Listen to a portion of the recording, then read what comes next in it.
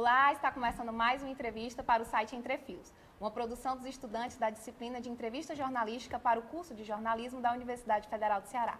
Meu nome é Gabriele Félix e hoje estou acompanhado dos meus colegas entrevistadores Adélia Wirtzbig, Levi Macedo e Júlia Vasconcelos. Hoje, 21 de novembro de 2022, temos a honra de receber em nossos estúdios o vereador Gabriel Lima de Aguiar. Gabriel é biólogo e mestre em Ecologia e Recursos Naturais pela UFC. Em seu primeiro mandato pela Câmara Municipal de Fortaleza, vem atuando como vice-presidente da Comissão de Política Urbana e Meio Ambiente e pela Frente Parlamentar pela Imunização contra a Covid-19. Seja muito bem-vindo, vereador. Muito obrigado. Atualmente, você é um dos parlamentares mais jovens a compor a Câmara Municipal de Fortaleza, tendo assumido o cargo com apenas 25 anos. Quem o inspirou a entrar na vida pública?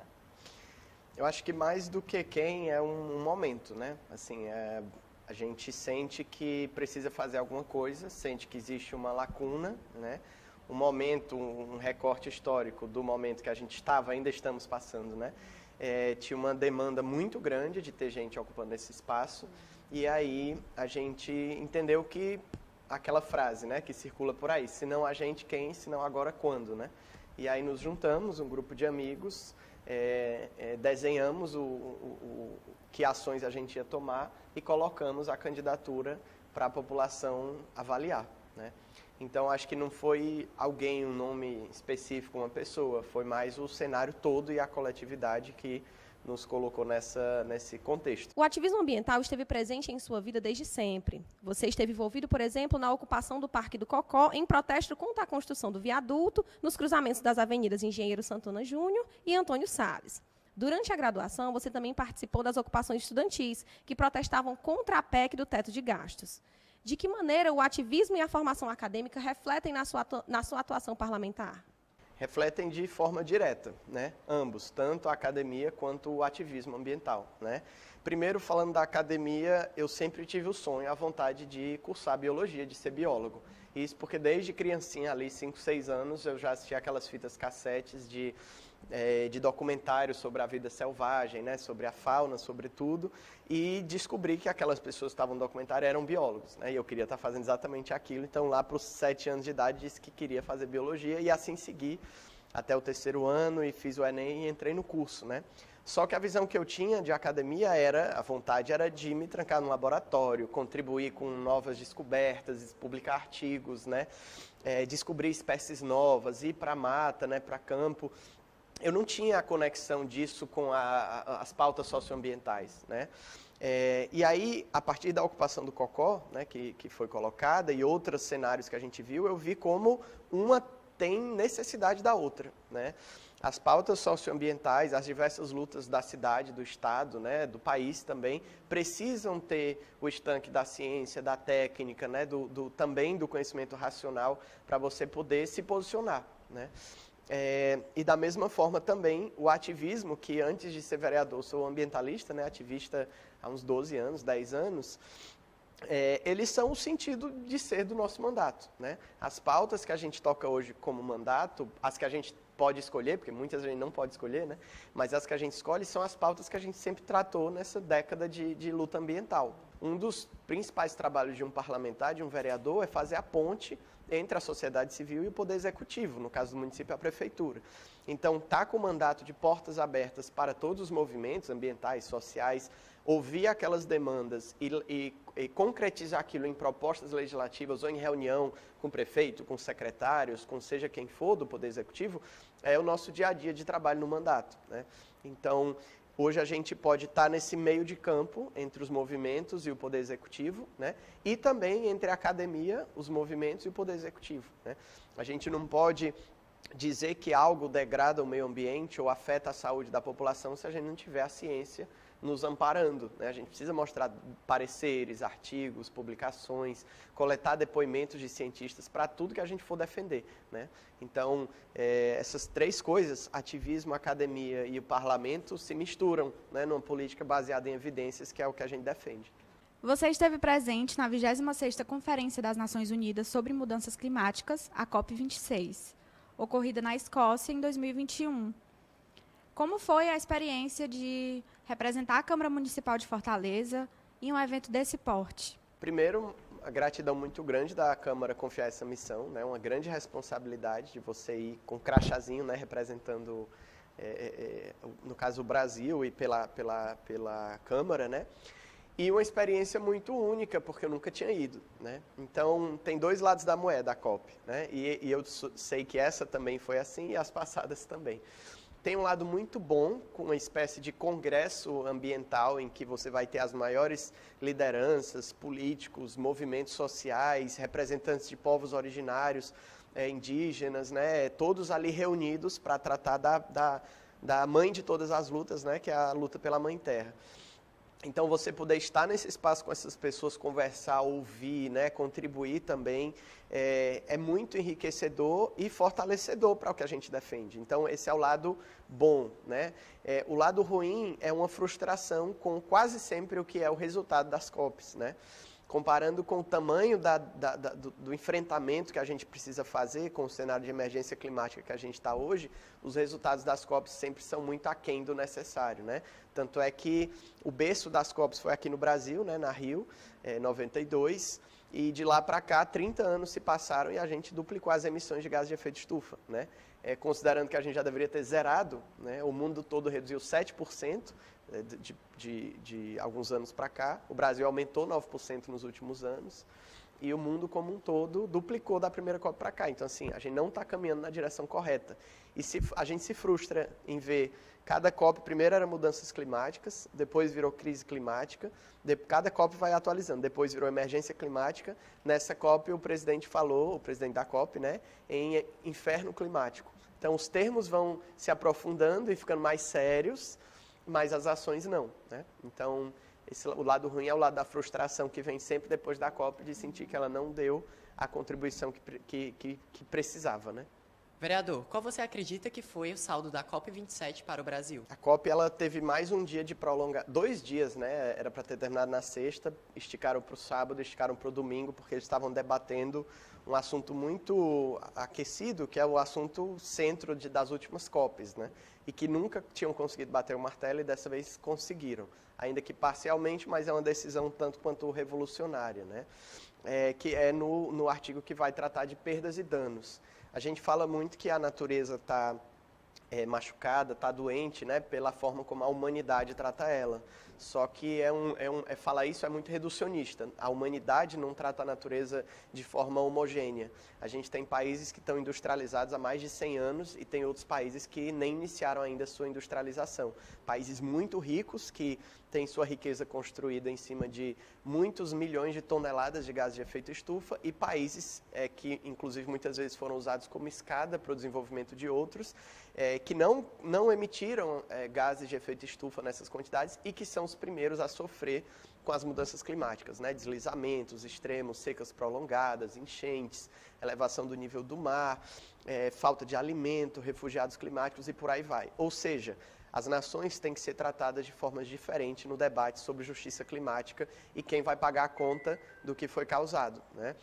Então, dentro desse cenário, havia sido discutido por muito tempo uma espécie de fundo climático em que os países mais desenvolvidos pagassem para a transição energética dos menos... Aliás, né, nem legal falar menos desenvolvidos, né, desses que são mais empobrecidos.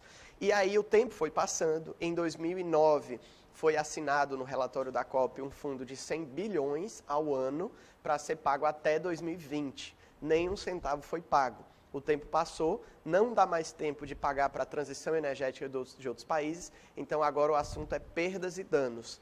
Os países mais ricos pagarem para os países mais empobrecidos pelos danos sociais e ambientais que estão sendo causados pelas mudanças climáticas. Então, foi confirmado isso, né? Está no relatório assinado ontem, né? Está nesse relatório final da COP que os países desenvolvidos vão pagar. O valor vai ser batido na COP do ano que vem. Né? Ainda não sabemos o valor, mas deve ser algo em torno aí de 250, 300 bilhões de dólares, né, ao ano a ser pago para esses países não precisarem passar pela fase, ou pelo lado sujo do desenvolvimento, que é esse que degrada suas florestas, emite toneladas de carbono, elimina povos originários, né, e causa esse cenário todo que os países desenvolvidos causaram e causam hoje nos outros países. Além dessa questão do fundo de perdas e danos, que foi, sem dúvida, o maior ganho da COP, outros a gente, mais uma vez, ficou a desejar, né? Não foi colocado que os países devem caminhar para eliminar seus gases de efeito estufa, isso nem é citado. A única coisa que é citada no relatório final é que os países devem reduzir os incentivos fiscais incoerentes aos combustíveis fósseis, ou seja, não é parar de usar, não é nem reduzir o uso do petróleo, do gás e do carvão, é só reduzir os incentivos fiscais, ou seja, os abatimentos de imposto que os vários governos dão para quem quiser explorar combustíveis fósseis. Então, está totalmente desconectado do tamanho da demanda que a gente tem, que é eliminar os combustíveis fósseis para ontem, né? E o limite de 1,5 graus Celsius a mais do que os níveis pré-industriais foi mantido, né? Então, esse é o teto que se entende que passar disso significa, de fato, entrar nesse, como foi dito no início da COP, inferno climático. A perspectiva, infelizmente, é que dentro de 10, 15 anos a gente passe desse 1,5 graus Celsius. Tá bom. Vereador, em O Dragão Nuclear, filme lançado esse ano por você e sua equipe, há o alerta para o risco de extração de urânio em Santa Quitéria, né? Que afetaria não só Santa Quitéria, mas todo o Ceará. Quais seriam as possíveis consequências a partir da violação dos protocolos desse projeto? Bom, essa hoje eu considero a maior ameaça ambiental ao estado do Ceará, né? A gente está falando da maior jazida de urânio do Brasil, né? Uma das maiores do mundo. São 68 milhões de toneladas de minério enterrados ali embaixo da Serra de Santa Quitéria, um município no nosso semiárido, extremamente seco, né, que sofre com a escassez hídrica o tempo todo e que tem ainda um bioma da caatinga preservadíssimo, né, com espécies de grande porte, como a onça-parda e várias espécies ameaçadas de extinção, e que tem na sua comunidade rural as principais fontes de renda, como a criação de animais e a agricultura, né. A exploração de urânio lá em Santa Quitéria já é uma vontade de certos grupos há quase 6 décadas, se eu não me engano. Já tentaram diversas vezes iniciar, essa vai ser a terceira tentativa formal, que estava recebendo integral apoio do governo, que agora está apagando a luz e fechando a porta, né? A extração de urânio, ela significa utilizar cerca de 150 carros-pipa por hora. A cidade inteira utiliza cerca de 25 carros-pipa por mês, né? Então, tem uma insegurança hídrica profunda. Significa dinamitar algumas das cavernas que existem lá, abrigando espécies ameaçadas de extinção. Morcegos, as dezenas de milhares de morcegos que polinizam toda a caatinga também seriam eliminadas com essas explosões. Desmatar uma área massiva e retirar do solo 4.600 toneladas de urânio por ano, né, no yellow cake, que é o concentrado de urânio, o licor de urânio, que seria transportado da mina de Santa Quitéria até o porto do Pecém, aqui do lado, né, Caucaia e São Gonçalo do Amarante, e o fosfato que separa do urânio viria para Fortaleza, dizem eles, sem contaminação radioativa, né. O urânio ele emite partículas alfa, beta e radiações gama, que alteram o DNA de células que entram em contato com isso, causando diversos tipos de câncer e várias outras doenças. O índice de câncer na região já é muito alto. Em outros lugares, como em Caetité, na Bahia, que já foi explorado urânio, o índice de câncer aumentou em 30%, com a extração de 430 toneladas por ano, e não 4.600 como é a daqui, né? Então, a ameaça é muito brutal, né, para toda a população de Santa Quitéria, para todo o trajeto até Fortaleza e São Gonçalo do Amarante, e isso sem falar de potenciais acidentes, né? Como você falou, se protocolos forem violados e acidentes ocorrerem, a gente pode estar falando de desastres gravíssimos, como o licor de urânio vazando no Oceano Atlântico, no rio Acaraú, nas nossas estradas, né? Então, é muito grave de todas as perspectivas que você analisar a exploração de urânio aqui, e a gente espera que essa ideia fique enterrada, né, junto com o urânio. Como aponta o Plano Plurianual de Fortaleza, apenas 6,7% do território da cidade é composto por áreas verdes. Valor esse que, de acordo com o documento, é insuficiente para a manutenção da qualidade de vida. Ano passado também vimos, né, um incêndio consumir 46 hectares de vegetação do Parque do Cocó. Em suas redes sociais, Gabriel, você denuncia os perigos da especulação imobiliária sobre uma área de quase 50 hectares na Mata do Miriú, nas Dunas da Sabiaguaba. De que maneira seria possível garantir a maior preservação dessas áreas? Fortaleza foi uma cidade que se instalou no território muito rapidamente, né? Um território que no passado era conhecido como Marajaítiba, né? Aqui era terra dos povos Tremembé, Gê, Tarairiú, né? E aqui você tinha uma vegetação abundante de complexo vegetacional costeiro, com manguezais, mata atlântica, vegetação de dunas, caatinga, cerrado também. Isso desapareceu, né? Esses pouco mais de 6% de área verde, muitos são praças, às vezes contam até campos de futebol, dependendo, não são vegetação original. A vegetação original, em 2015, a gente tinha 1,9%. Hoje isso com certeza é bem menor, né, dado várias degradações como essas que você citou e outras que estão querendo fazer. Então, a cidade, por muito tempo, ela cresceu com o paradigma de que as cidades, né, de que elas precisariam se afastar ao máximo da estética da paisagem natural, preservada, né? Então, o bonito era um shopping, era um viaduto, era uma avenida grande, eram postes, né? E daí vem expressões, ali é tudo mato, o terreno está sujo, vou limpar é desmatar, né? Rebolar no mato, né? Então, é uma cultura que foi transformada do ponto de vista acadêmico, né? Hoje os arquitetos, urbanistas entendem que você tem que fazer soluções baseadas na natureza, misturar a estética do concreto com a estética verde, né? Mas as cidades não acompanharam ainda. Então, hoje você ainda tem um Estado-corporação que gere a cidade, intrincado com o mercado imobiliário e as vontades da sociedade, né? Então, a preservação da natureza, que é um bem difuso, né? Não é meu, não é de vocês, não é de ninguém que comprar um terreno, né? É da sociedade como um todo, ele tem que ser protegido pelo Estado, né? E a gente vê que hoje, infelizmente, não é. Hoje o dinheiro é o que manda, então a especulação imobiliária, a tendência, se não houver movimentos sociais, pessoas engajadas, é não haver mais qualquer porcentagem de área verde original na cidade, né? E hoje a gente tem 84,6% da população brasileira ocupando cidades. As cidades são só 0,6% do território nacional. Então, 99,4% do país não é cidades, né? E Fortaleza, uma metrópole, ela vai ter uma força muito intensa de devastar tudo. Lagoas, rios, riachos, praia, manguezais, áreas de preservação permanente. Se não houver uma contraforça, não sobrará nada, né? Então, para a gente viver numa cidade que não alague, que não tenha extremos térmicos, que tenha o amortecimento das mudanças climáticas, né?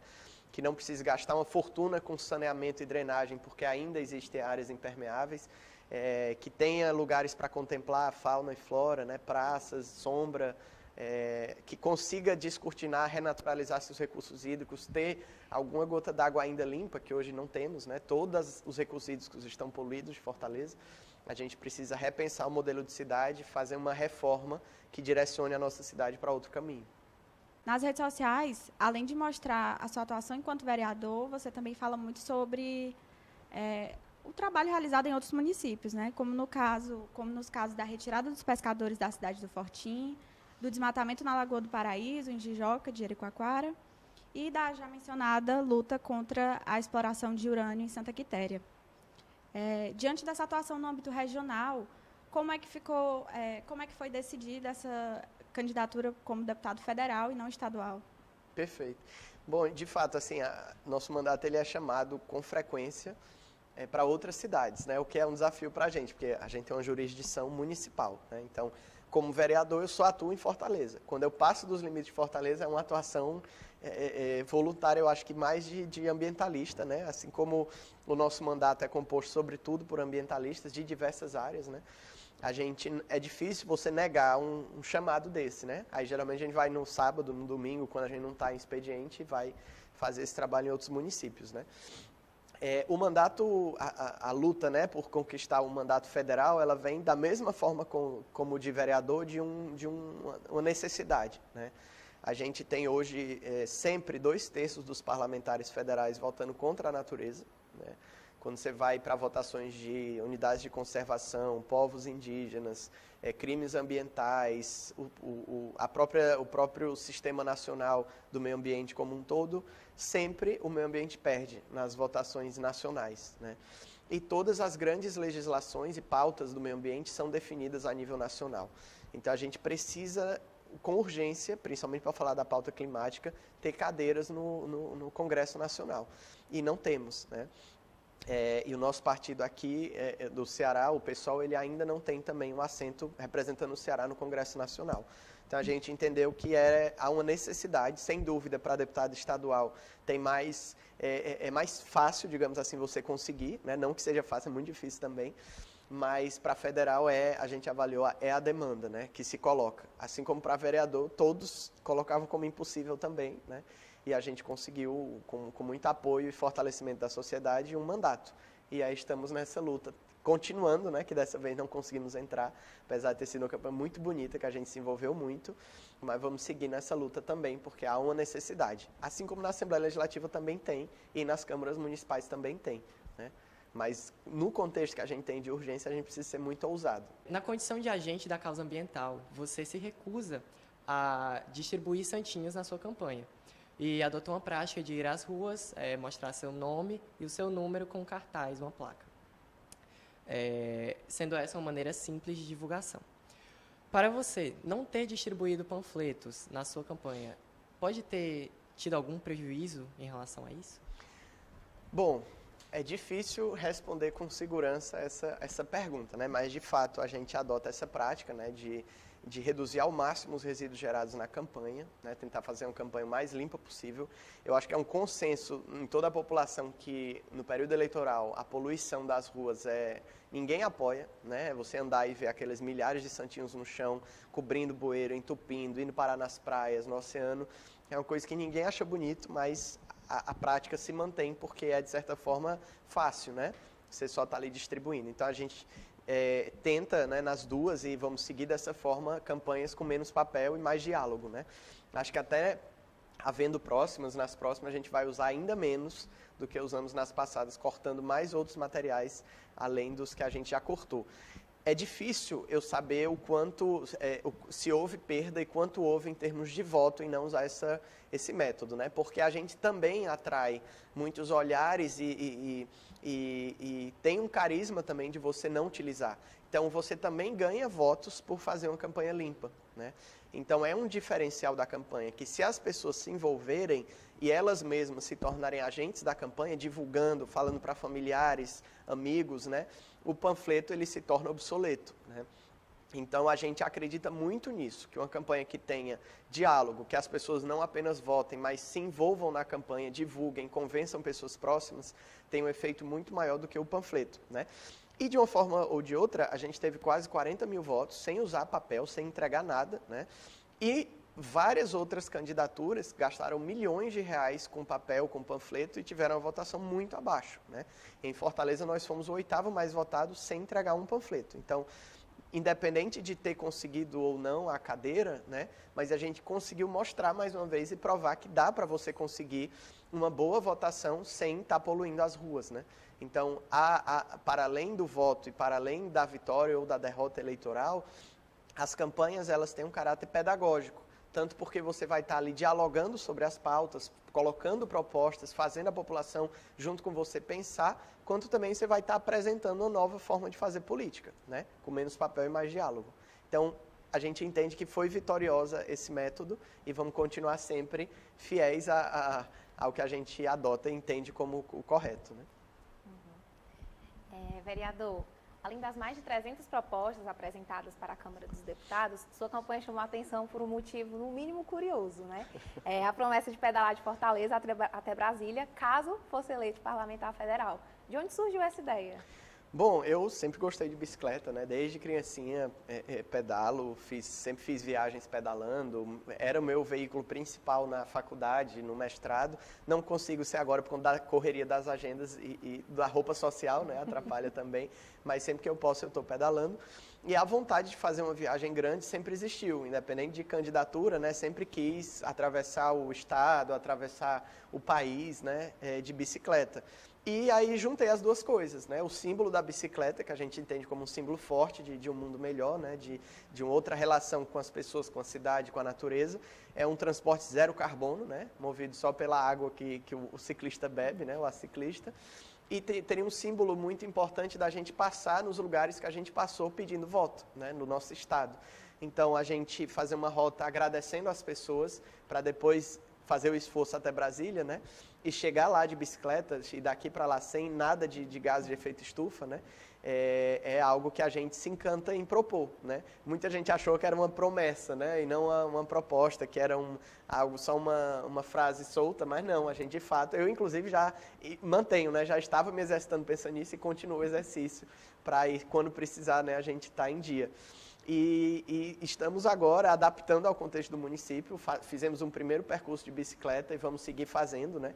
A gente fez da Lagoa da Messejana até a Barra do Ceará, a foz do Rio Ceará, e vamos fazer percursos pelos Cucas, vamos fazer percursos pelas unidades de conservação, vamos fazer rotas que atraiam a atenção para pautas da cidade, né? Áreas sem saneamento e por aí vai. Então, ficou o legado da proposta, não fomos a Brasília, porque não fomos eleitos, mas vamos adotar a bicicleta como forma de comunicação aqui em Fortaleza e no estado, né? O Brasil lidera a lista de países que mais assassinam ambientalistas, de acordo com um relatório da Global Witness do ano passado. Em 2020, você relatou ter sido alvo de dezenas de ofensas, ataques pessoais e até mesmo ameaças de morte.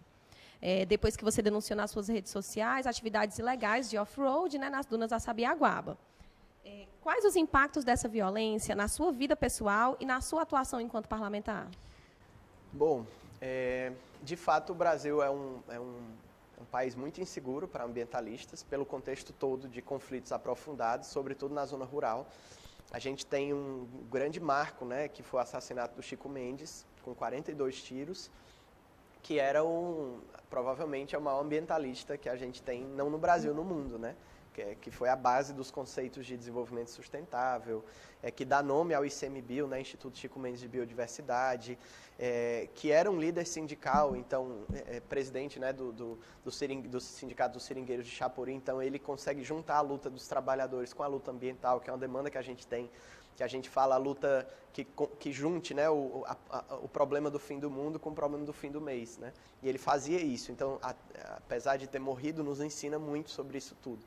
E é um marco de um dos vários assassinatos de ambientalistas que a gente tem, uma lista muito grande aqui no país, né? As ameaças não são só de morte, né? Tem diversos outros tipos de ameaça, tem também uma perseguição jurídica, né? Processam muito ambientalistas, perseguem as lutas populares, né? A gente também sofre alguns processos. Hoje, por conta dessas ameaças de morte, tiveram outras em seguida também.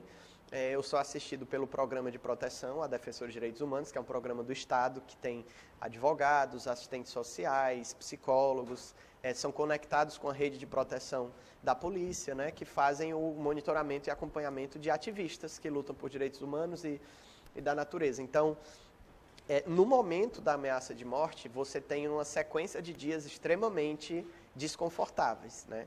Isso é o perigo, isso é o ruim da ameaça, né? Ela é uma violência que não é aquela mensagem, aquela ligação. Ela é uma violência que ela dura enquanto você ainda estiver pensando naquilo. Porque as suas atividades do cotidiano, de ir para um lugar, de ir para uma reunião, de entrar numa área verde, você passa a sempre estar com aquela ameaça ecoando na cabeça, né? Então, o programa de proteção, eu faço questão de defendê-lo porque ele é muito bom, ele busca tanto dar proteção aos defensores, quanto também garantir que eles continuem defendendo os direitos humanos e o meio ambiente, porque existem muitas pessoas que são ativistas engajadíssimos e com ameaças se calam, né? E eu também não julgo, porque você tem que sempre balancear as duas coisas, né? Eu tenho colegas que tiveram que ir embora, ir para outros estados, né? Daqui de Fortaleza mesmo. Então, a gente tinha uma rede social, a gente tinha uma visibilidade, de certa forma uma figura pública, tinha uma rede de apoio, mas isso é exceção, né? A maioria não vai ter nada disso, a maioria vai estar na luta ambiental na zona rural, no meio da floresta, em áreas que especuladores e o agronegócio avançam com muita violência, então não tem a oportunidade de dar visibilidade ou ter acesso a um programa.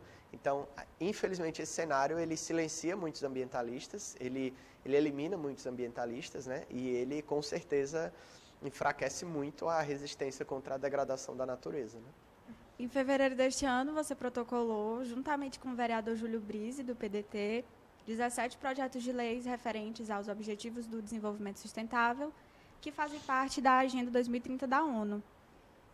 As propostas dizem respeito a temas como proteção ambiental, saneamento básico, direitos trabalhistas e cultura e lazer. Como surgiu a ideia de propor, em regime de coautoria, esses projetos de lei? Perfeito. Então, a Agenda 2030, ela é uma agenda da ONU, está muito ligada às COPs também, que a gente está conversando, que ela coloca 17 objetivos globais para o mundo buscar alcançar, ou alcançar até 2030. Então, daqui a 8 anos, né? Então, todos eles se você olhar hoje, são bem distantes, né? Erradicação da pobreza, erradicação da fome, justiça e oportunidades para meninas e mulheres. São pautas assim que foram colocadas já há um bom tempo, né? Mas que a gente ainda está distante em várias frentes, né? Mas em várias avançamos, né? Então, eu me juntei com o vereador Júlio Brise, que é da base, né, da prefeitura, para a gente conseguir fazer propostas que de fato avançassem e que fossem abraçadas por todas as forças políticas da Câmara e do Executivo também, que a gente precisa construir alguns consensos, né? A Agenda 2030 ela já está em vários documentos da Prefeitura de Fortaleza, dessa e das gestões passadas, então ela já é uma base do Fortaleza 2040, do plano diretor e de uma série de outras questões, então faria sentido ser abraçada. Então, a gente fez um projeto de lei para cada um dos Objetivos de Desenvolvimento Sustentável da Agenda 2030, para ser aprovado na Câmara e se tornar lei, né? Então, a gente ainda está nessa luta lá, eles ainda não foram aprovados, mas já tramitaram, tiveram pareceres, então estamos aguardando eles avançarem para irem para o plenário e serem votados, né? Tem projetos muito bons ali, muito legais, que a gente conseguindo aprovar vai mudar várias questões em Fortaleza, né? Tanto como você falou, para as áreas de conservação do meio ambiente, quanto para várias pautas socioambientais que estão na Agenda 2030. Vereador, como podemos incentivar os mais jovens a fazerem parte ativamente dessas ações com fins ambientais? E explicar para as crianças que elas têm voz, né? Inclusive quem está puxando agora os movimentos mundiais são os jovens, né? A Greta Thunberg, quando se alavanca, né, como liderança climática, tinha 16 anos, né? E já estava há alguns anos na luta ambiental, né? Então, é um movimento, sobretudo, jovem, de crianças, de adolescentes, né? E de jovens adultos também, que puxa essas pautas. E, claro, não podia deixar de falar da educação, né? A gente teve na COP, inclusive, uma das principais bandeiras, a educação climática, né? Então, levar para os planos pedagógicos, para o que se ensina na sala de aula, não só na geografia, falar de gases de efeito estufa, mas fazer uma educação climática integrada, porque essa tarefa, esse desafio geracional está no colo deles e delas, né? Então, o que as gerações passadas fizeram com o planeta, são as novas gerações que vão ter que resolver. E na escola é o lugar de aprender essa responsabilidade e também os caminhos para resolver o problema da nossa casa, né? Com metade do seu mandato concluído, quais são as suas expectativas para os próximos 2 anos de atuação na Câmara Municipal de Fortaleza? Perfeito. De fato, estamos concluindo a metade agora, né? 2 anos. Foram 2 anos muito intensos, de muito trabalho da equipe como um todo, tanto com o pé no chão junto às comunidades, né? Que tem visitas diárias do nosso mandato, é um mandato muito próximo da população, quanto no trabalho do parlamento com produções legislativas, né? A gente tem 51 projetos de lei de autoria do nosso mandato tramitando hoje, então deve estar entre as maiores ou a maior produção legislativa da Câmara, e temos ainda 2 anos do mandato, né? A gente havia feito 200 propostas na campanha de vereador e já executamos mais de 130, então em 2 anos a gente já passou bastante da metade, né, das propostas, queremos concluir aí no próximo ano as 200. E as perspectivas, eu acho que no trabalho parlamentar estão muito ligadas a cobrar, pressionar, ser ainda mais incisivo nas propostas que nós fizemos nesses 2 anos, que a gente não quer propor, a gente quer aprovar, né? Propor é o primeiro passo, a gente quer aprovar e quer ver as transformações no município, né? Então, o nosso mandato ele é muito agarrado no resultado. Então, a gente quer, de fato, conquistar as transformações que a gente foi eleito para conquistar, né? E a gente sabe que isso é um processo, 4 anos é muito pouco, né? Mas a gente tem que estar agarrado a isso. Então, avançar no saneamento básico de Fortaleza, a gente está nessa luta constantemente. Avançar na garantia de direitos e protagonismos dos catadores e catadoras de materiais recicláveis que são invisibilizados e estão na ponta do saneamento de Fortaleza. Conseguir assegurar a proteção das áreas de proteção ambiental, renaturalizar riachos, pressionar para a prefeitura fazer isso, conseguir emplacar a ideia do saneamento básico baseado na natureza, não só obras de infraestrutura, mas às vezes desfazer alguns erros da urbanização, né? é a garantia de direito para os trabalhadores de diversas categorias de servidores públicos, que a gente tem lutado também, e várias outras pautas, criar unidades de conservação. A gente tem hoje o projeto de lei para criar a unidade de conservação das dunas da Mata do Miriú, que é uma área que estão querendo devastar, a unidade de conservação das tartarugas de Fortaleza, pegando ali a Praia do Futuro, a área de Desova, e várias outras leis que a gente quer conseguir aprovar de fato, né? Então, estamos nessa luta agora na Câmara e esses 2 anos vão ser ainda mais intensos do que esses 2 primeiros, porque agora a gente aprendeu muito também e vai conseguir agir com muito mais objetividade para, de fato, aprovar os projetos e conseguir as vitórias para a população. Pois é isso, chegamos ao fim de mais uma entrevista para o site Entre Fios. Gostaríamos mais uma vez de agradecer ao vereador Gabriel Aguiar pela disponibilidade e atenção. Obrigado pela audiência e até a próxima. Até mais, gente.